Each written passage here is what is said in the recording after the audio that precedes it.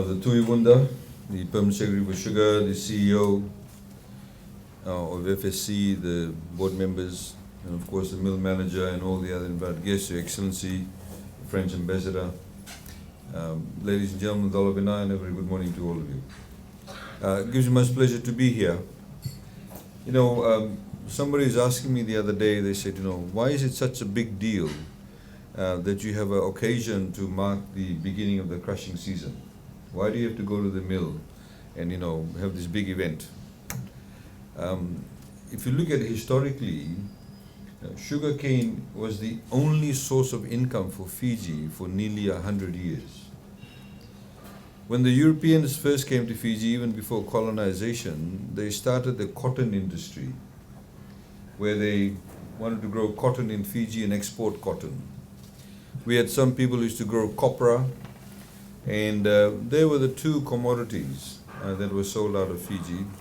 Cotton, of course, suffered a very, had an ill fate because it caught a particular disease. They couldn't get rid of the disease, so the cotton industry failed. And when Fiji became independent and the British officially took over, they actually, in those days, most people may not know this, but when countries get colonized, the colonizer always wants to make income or money from that colonized country. So you have to have an industry. Certain countries, for example in Africa, etc., they exploited gold, they exploited diamonds, they exploited other minerals. In Fiji, of course, for the colonial state to survive, they wanted to ensure that there was a source of income. So they identified sugar, and that the growing of sugar in Fiji would actually give a source of revenue. You had the Colonial Sugar Refining Company, or CSR as it was known then, came from Australia, and the British government then worked together with CSR to essentially develop the sugarcane industry in Fiji. And because it was really the only, I say only, you're only looking at a few small percentage points of contribution by copra and maybe bananas at one stage, but it was the sugarcane industry that basically provided all the money to the country. All the foreign exchange came from sugar. So it was a big deal because the mills were closed, and when the crushing season started, it was a big deal to open up the mills and to start crushing, because people knew that everybody in Fiji, whether directly or indirectly, would actually benefit from the start of the mill, the smoke coming out of the chimneys. It meant that money would come in, it meant that livelihoods would actually be supported. So that's the significance of it. Sugar, of course, now has been surpassed by other industries in Fiji, like tourism. But of course, it has survived that period. It has reduced in size in terms of its contribution to the GDP, but nonetheless, it still engages a lot of Fijians in terms of employment. So it is still highly significant for us. When you have an industry that's over 120, 130 years old, you actually have a culture built around it. You have people who have grown up for generations on farms, or people who worked in mills, people who may be working here in the mill today, they probably great-grandfather or grandfather worked in the mill. People who are sugarcane farmers today, some of them go back 4 or 5 generations. Some of them, of course, have now moved on, they've gone on to other industries, but there's an emotional attachment to the sugarcane industry. And you cannot detach that attachment very quickly. So there's a sense of emotion attached to the sugarcane industry. And that's why whenever people talk about the sugarcane industry, people get highly emotive.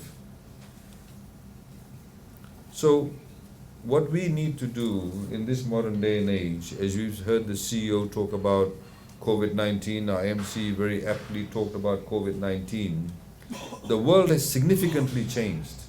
It has significantly changed. Last night we had a meeting with one of the ministers from Saudi Arabia, and we're talking about how the price of fuel has gone up in the world. Not many people knew that Russia was the 3rd largest producer of oil in the world.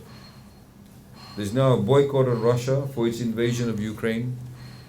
Russia and Ukraine in that area produces about 30% of the world's wheat, which we make flour from that. Now you cannot access that wheat. Countries like India have stopped the export of wheat because they want to look after their people first, just in case there's a further supply shortage of wheat. So as a result of that, the price of flour has gone up all over the world. These are the challenges that we are facing today. We have supply chain issues. We have certain countries in the world, they did not manage the economy well. They don't have enough money or foreign exchange to even buy medicine, buy fertilizer, buy fuel. They can't do that. The cost of freight from New Zealand to Fiji, a container used to cost about $5,500 from Auckland to Fiji. Today the same container costs about $16,000, $17,000. We're talking to some people from Swai shipping, and they're saying in other parts of the world the cost of freight has gone up by 800 to 900% on each of the routes. These are the challenges that we face in the 21st century. And a lot of it actually has just come about just in the past 2 years. Nobody expected COVID. Nobody thought that such a thing could happen in the 21st century.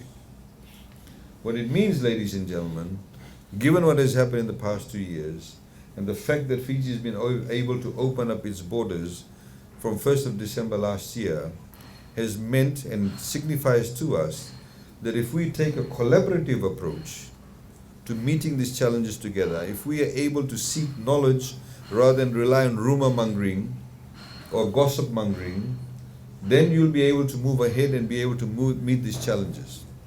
We have to learn to do that.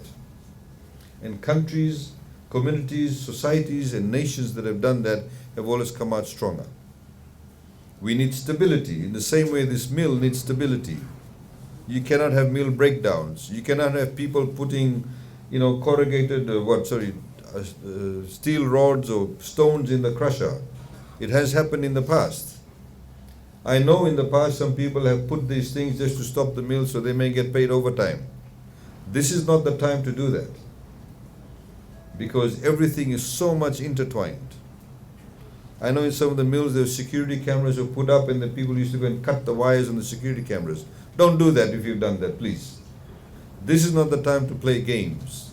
This is not the time to look just up to your noses. We need to look beyond that, because we're in a highly strung out situation globally, and if we domestically are able to focus ourselves, focus on the future, know what is good for us, and understand that if we collaborate, we cooperate, and do all our parts properly, then we'll be able to get over this period. Then we'll come out stronger. So, ladies and gentlemen, I wish to highlight these issues to you, because these are everyday issues currently. We have, as the CEO highlighted, we have continued to provide assistance to the sugarcane industry, continue to provide assistance to new growers, fertilizers. A bag of fertilizer before COVID cost $45.65. The farmer pays $20, the Fijian government pays $25.65 on behalf of the farmer. Before the Russia-Ukraine war, the bag of fertilizer, we saw the cost $80 a bag. The farmer is not going to pay anything more than $20. Who's going to pay the rest? The government has to pay the rest. We have to pay $60 per bag. Now the price may go out even more. If you look at the revised budget, you see that we've made more additional payments and allocations to make sure that we pay for the fertilizer. All of these things are happening.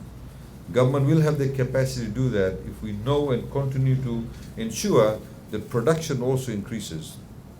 Our TCT levels must be improved upon. We must ensure the mill operates. The person who works in the mill, the lorry driver, the people who work in other areas that affect the sugarcane industry must know that everybody is significantly important. Let's not look down on the lorry driver, that he's just a driver. Let's treat him well. The mill workers, we've got to treat everybody well. Everybody also have to treat each other with respect to ensure that the efficiency of the industry is a lot higher than what it used to be. Because if we all focus on that, then we'll get better production. With better production, we are assured of better incomes for everybody in the country. It creates economic stability. So, ladies and gentlemen, there's a number of things, of course, we'll be doing. in going ahead in the budget, and I think it's very important. We have a lot of people here, and I hope that we're given some time to have a bit of a Talano session with the staff that are over here and any of the others that want to ask any questions. We have a budget that's coming up. As you heard, the budget will be announced on the 15th of July for the financial year of 2022-2023, and we look forward to your contributions and submissions in that. I'd like to thank, of course, all persons who've been involved in ensuring that we will start the crushing season at the Lautoka mill from later on today. All the farmers, the people who've been involved in the sugarcane industry, the truckers, the mill workers, the people behind the scenes. Thank you very much. We'd also like to thank the financiers of FSC. As you know that FSC does seek finance, all the bankers that have been involved. We've also had a loan that's been provided by the Exim Bank of India. We're having some discussions with them in recent times too about that. And overall, as you know, the sugarcane industry is the most subsidized industry in Fiji. The CEO talked about the guaranteed price of $85 a ton. When the world market price is $62.25 and we guarantee a price of $85, the difference alone the government has to pay, which is $50 million, just to make up that shortfall. So I hope the mill workers also understand that if we actually did not do that, mills could actually shut down. People may not produce cane. If they don't produce cane, there's jobs for a lot of people's jobs would be lost. So government continues to do that. We of course hope to improve our sort of contribution in respect of being a lot more streamlined about it. But ladies and gentlemen, I'd like to once again thank all of you for being here. So this is a very sombering moment at the moment that we are going through. But as we said, we need to remain positive. When the COVID cases were very high in Fiji last year, everybody thought it was gloom and doom. But because of the very decisive steps the government took about getting everybody vaccinated, no jab, no job policy, getting the 2 rounds of 360 by being vaccinated, meant that we have got one of the highest rate of vaccination rates in the developing world. One of the highest in the world. And as a result of that, we were able to open up the border on the 1st of December. So there's a big game plan. And in that game plan, by opening up the tourism sector, we're now seeing a lot more people going back to jobs, a lot more demand for goods and services. Of course, supply chains are affected, but we'll be able to get over those phases.